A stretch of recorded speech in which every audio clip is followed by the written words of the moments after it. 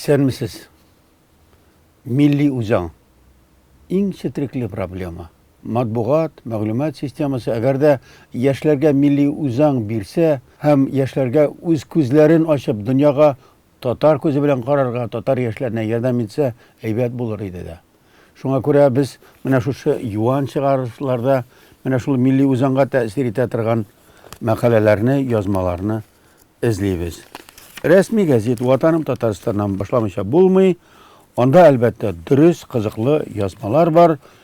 Ülken yaştagiler hem kuptan okurga konikkenler okurmagayan kirek de, lakin kuplar elbette sensasiya izley. Lakin Vatanım Tataristan şul öz yılından bara hazırinde yana muharir Gülnara Sabirova bilen hem baribir yangalık hem az bulsa da gajaplanu hisse kişiresi kile elbette. Mine 15. bitte bir yazma 100 bal jigan Ramil Bahaviyev, mine anın resmi, ul Merjani ismindeki ikinci Tatar gimnaziyasını tamamlagan hem 100 bal jigan. Şunысы kızık, ul bütün fenlerini de Tatar tilinde okuyor. Bu şundi gimnaziya, belki şundi bir gimnaziyadır.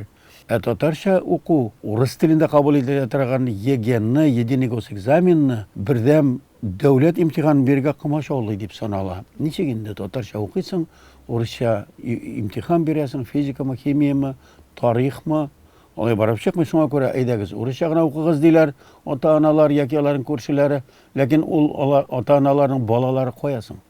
Koyaların yüz balaları. Hem ne için Ramil Bahaviyev 100 bal jigan Tatarşa okupta. Ul ayta, Tatar tili bıdıyga yerdem ite. Şundan da kişi eğer de bir tilde nadan yaki yalqo bulsa, Rus tilinde mi, Tatar tilinde mi, ul başka tilde de şır yalqo hem nadan bulabidindi. Şuna göre mine bu sensasyon haber, belki bu Ramil Bahaviyev'nin selatin, tırışlığın, hizmetin көрсәтергә кирәктер bütün җирдә дә. Hem бюджет урыннары турында. Әйе, институтка чаба балачага хәзер. Бюджет урынына ләгә укыйн. Шунда түләүлегә рәхәт, анда 100 мең, 200 мең, 300 мең түлисең дә кертәсең, инде белем аласыңдыр, белмим. Менә шул турыда язма бар Ватаным Татарстанда. Hem университетта, медицина университетында 440 мең бюджет урыны бар, 415 мең коммерциялы урын каралган. Түләп укуның бәясе 130 сумнан башлана, һәм аннан да югарырак. Ягъни бик четрикле авыр тема инде бу. Түләп укыту.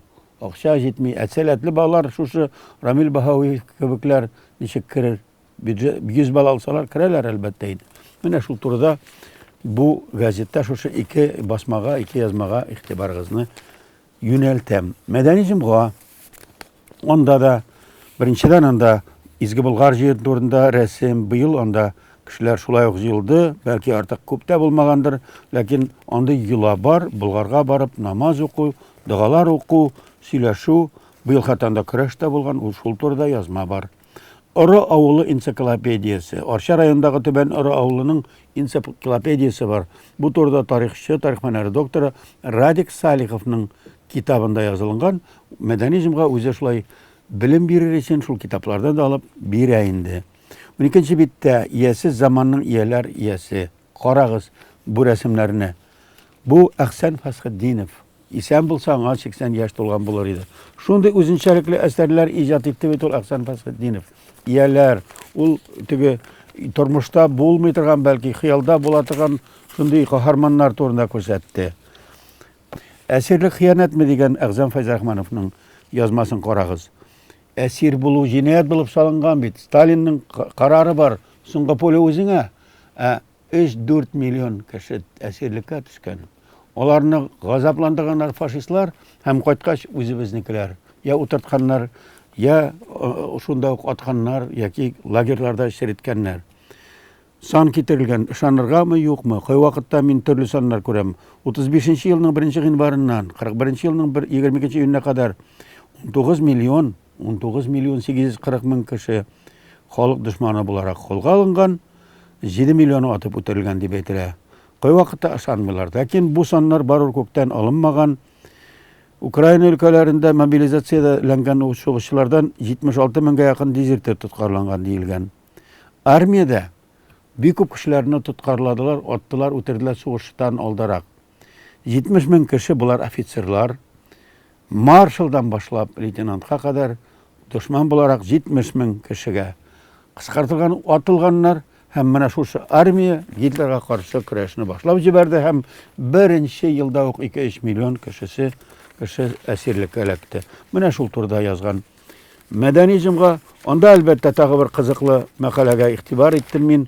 Ул Катя Кет дигән язма, Украин кызы. Украин кызы кайткан Татарстанга, кияүгә чыккан безнең Лотфрахман Хәсәнов дигән кешегә. Аның турында кызыклы язма бар. Укытучысы Таһир Шәмсуаровның яраткан рус теле әдәбият укучысы Украин кызы язмышы. Хәтта монда рәсем куелган.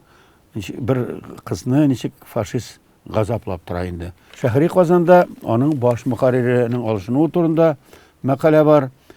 Гөлнара Сабирова ватаным Татарстанга киткәч, аның урынына бу Шәһри Казанда эшләүче булып хәзер Идел журналының баш мөхәррире Радик Сабиров билгеләнгән, аны игълан итү бар.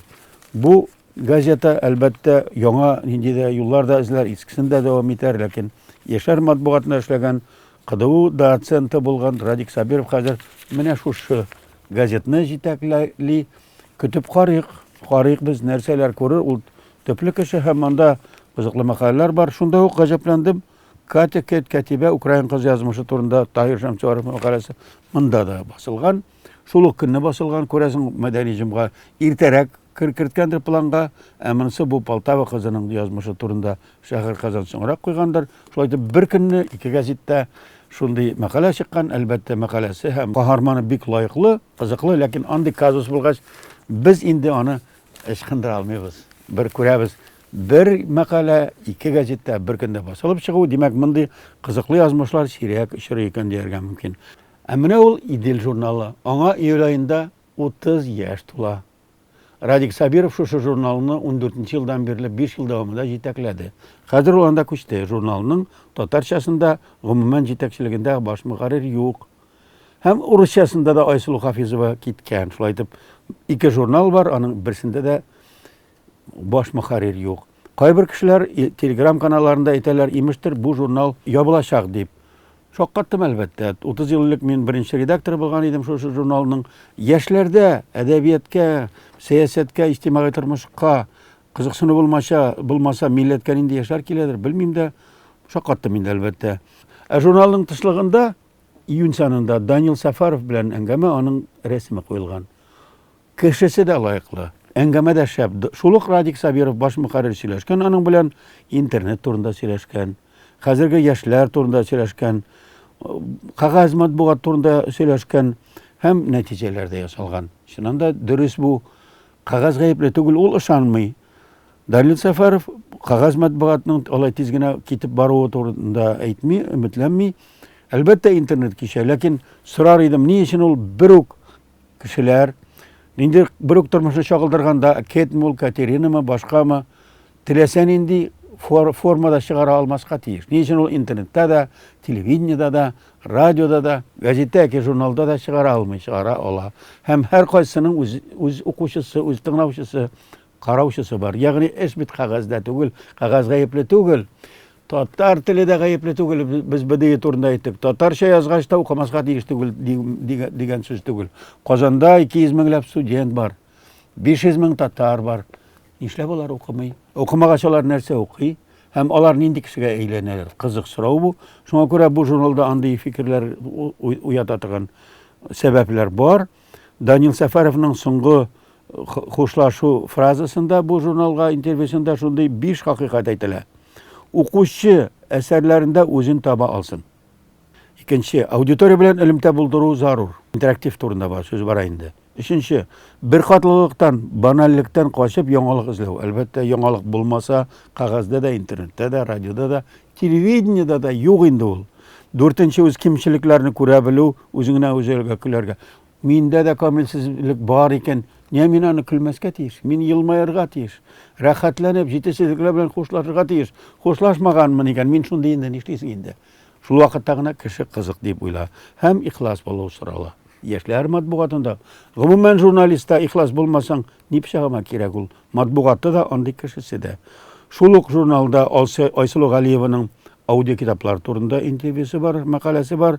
Шуннан да ни өчен ул китапны яхшылап укый белмәгән кеше яки вакыты булмаган кеше радиодан яки компьютердан тыңлый алмый. Тыңнасын, һәм инде һәр йөзләгән китаплар бар. Бар, белмисезме? Таба аласыз бу Татарстан китап нәшриятының интернет сәхифәсеннән карасагыз. Хәтта интернетка чыгучы шигырьләр турында да Зәйнетдинова Илүсәнең язмасы бар монда. Интернетны гизә үксез шигырь дип атала. Монда төрле фикерләр бар. Интернет икән анда шигырь булмаска тиеш дигән сүз түгел бит.